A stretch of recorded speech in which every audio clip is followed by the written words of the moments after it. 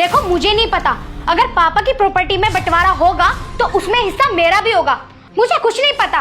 अरे उस घर पे हक मेरा भी है, उस घर की बेटी मैं भी हूँ। ठीक है, मैं आ रही हूँ। क्या बात होगी? वो रश्मि के घर में जमीन जायदाद का बंटवारा हो रहा है इनके भाइयों के बीच में, तो ये भी अपने घर जा रही है अपना हक मांगने। भाई साहब आप ही बताओ, अपना घर का हिस्सा मांगने में मैंने कौन सा गुनाह कर दिया?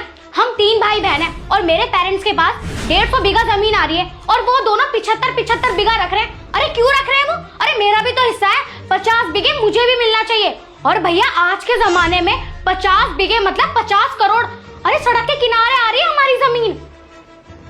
बात तो तेरी बिल्कुल सही है। तू कहाँ जा रहा भैया? भैया मैं रश्मि के पास जा रहा था। 2-4 दिन जब तक वहाँ बंटवारा नहीं होता मैं भी वहीं रह लूंगा। हाँ भाई साहब, ये मेरे साथ चले जाएंगे। 3-4 दिन में हमारा हिस्सा हमें मिल जाएगा और हम अपना नाम फर्द में चढ़वाकर जल्दी आ जाएंगे। और भाई साहब हम अपना हिस्सा कैसे छोड़ दें? वो हमारा हक है, हम अपना हक कभी नहीं छोड़ेंगे, मर जाएंगे बेशक। हक? कौन से हक की बात कर रही हो तुम? कौन से हक पूरे किए आपने? जब तुम्हारे माँ बाप एक्सपायर हुए, तुम्हारे बाप पर दुनिया भर का कर्जा था, क्या तुमने दिया वो कर्जा? तुम्हारे भाइयों ने दिया। जब तुम्हारे माँ बाप की कभी रात में तबीयत खराब होती थी तो तुम्हारे दोनों भाई उन्हें डॉक्टर के ले जाते थे, लोगों से कर्जा उधार लेकर उनका इलाज कराते थे। तुमने कौन से हक पूरे करे भाई उसमें? हैं? अगर आज वहां से प्रॉपर्टी का बंटवारा हो रहा है तो तुम भी जल्दी अपना हक मांगने के लिए। हक तब अच्छा लगता है जब तुम्हें कोई खुशी से दे। ये तुम्हारा हक नहीं है, ये तुम्हारा लालच है, तुम्हारे मन में पाप है। तुम अपने भाइयों से हक मांगने नहीं जा रही हो, तुम तो रिश्ता खराब करने जा रही हो। आप वहां जाकर देखो, अगर तुम्हारी आज के बाद राम रहीम भी खत्म ना हो जाए, तुम्हें ऐसा लगता है कि वो आसानी से तुम्हें दे देंगे? और कैसी बहन हो तुम? तुम्हें तो अपने भाइयों को सपोर्ट करना चाहिए। अगर वो भी आपस में लड़ रहे तो जब भी उन्हें जाकर समझाना चाहिए। और तुम खुद तो जा रही हो और इसको भी लेके चल दी, और तुम्हें शर्म नहीं आई भाई? तुमने कहां से संस्कार सीख के तुमने इसको एक बार मना किया कि रश्मि ये ठीक नहीं है, ऐसा बैग को लेकर चल जा तू भी इसके साथ? क्या यही परवरिश की मैंने तुम्हारी? अरे औलाद मानता हूं मैं तुम्हें अपनी।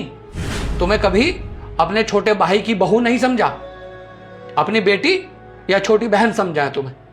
हमें भगवान ने सब कुछ दिया है, ये सब कुछ तुम्हारा ही तो है। अगर तेरे भाइयों के पास 150 बीघे जमीन है तो तुझे तो प्राउड महसूस करना चाहिए कि भगवान ने हमें तो 500 बीघे जमीन दी है। आज तक तुमने खेत में जाके देखा कि वहां क्या बोया और कैसे खेती होती है? क्या करोगी तुम उस जमीन का?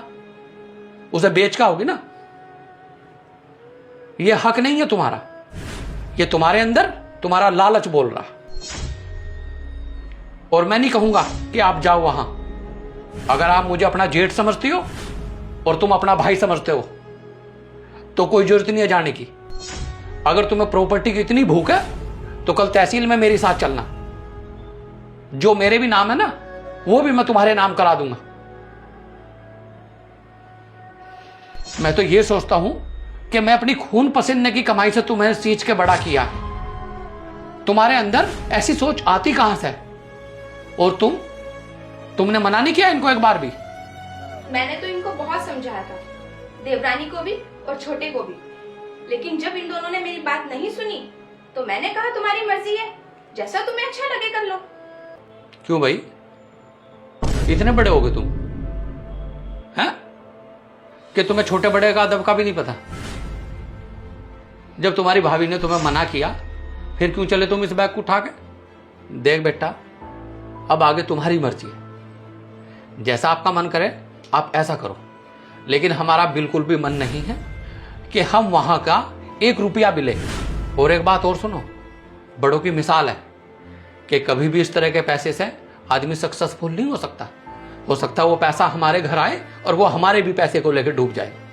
कल को तुम्हें कोई बीमारी होगी, कोई एक्सीडेंट होगा, कोई आपत्ति आ गई, जब क्या करोगे तुम? भगवान ने तुम्हें इतना अच्छा शरीर दिया है, निरोगी काया दी है। अरे सबसे बड़ा धन तो हमारी काया है। कल को तुम उस पैसे को लेकर आए और तुम्हें अटैक हो गया, कोई और अनहोनी होगी घर में, जब क्या करोगे? और उन्होंने तुम्हारी शादी कर दी, शादी के बाद तो उनका हक ही खत्म हो गया। अब तुम्हारा हक इस घर पर है, यहां की जमीन जायदाद पर सारा हक है तुम्हारा। तुम हमसे लड़के भी ले सकती हो। अगर आप हमसे अपनी जमीन के लिए लड़ोगी तो हमें भी अच्छा लगेगा और पड़ोस में भी अच्छा लगेगा। लेकिन अगर तुम अपने भाइयों से जाकर अपना हक मांगोगी तो लोग तुम्हारे मुंह पे थूकेंगे। भाई साहब मुझे माफ कर दो, पता नहीं मुझे में ये लालच कहाँ से आ गया था। मुझसे बहुत बड़ी गलती हो गई और अब मैं नहीं जा रही अपने भाइयों के पास। अगर वो मुझे बुलाएंगे भी तो भी मैं नहीं जाऊंगी और मुझे उनसे 1 रुपया भी नहीं चाहिए। मैं तो भगवान से प्रार्थना करूंगी कि मुझे इसी घर में सब कुछ मिले। भैया मुझे भी माफ कर दो।